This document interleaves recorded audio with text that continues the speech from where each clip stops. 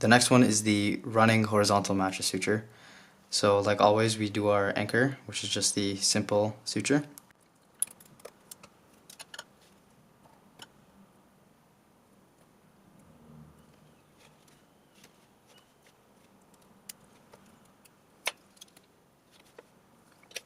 And once we have that anchor in, just like we've been doing the horizontal mattress prior, we go to the next position and take our bite.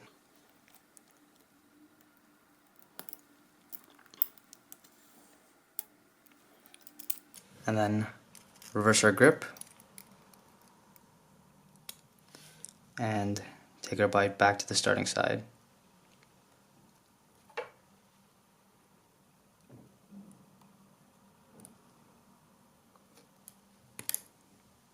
So essentially the same thing as the interrupted mattress suture, but you don't interrupt it, you continue it.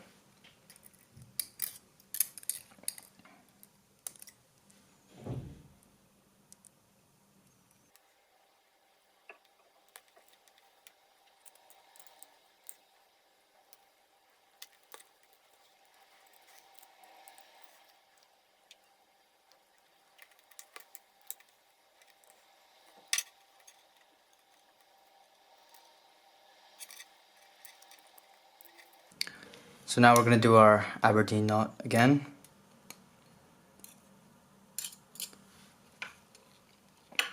And I'll show you how to bury it.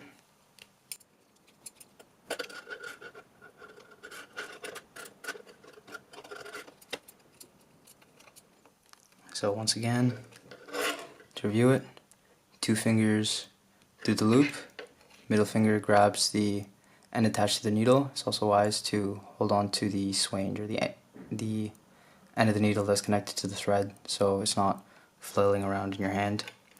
Then you pull the needle thread through, creating a new loop around your middle finger, and pull that till the first loop starts to shrink, and you could start to push that in and tighten it. You do that a few times.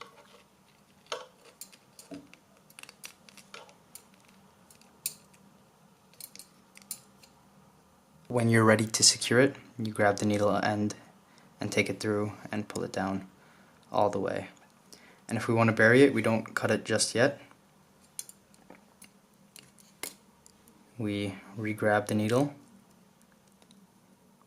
and then going over it, so towards where all our sutures were,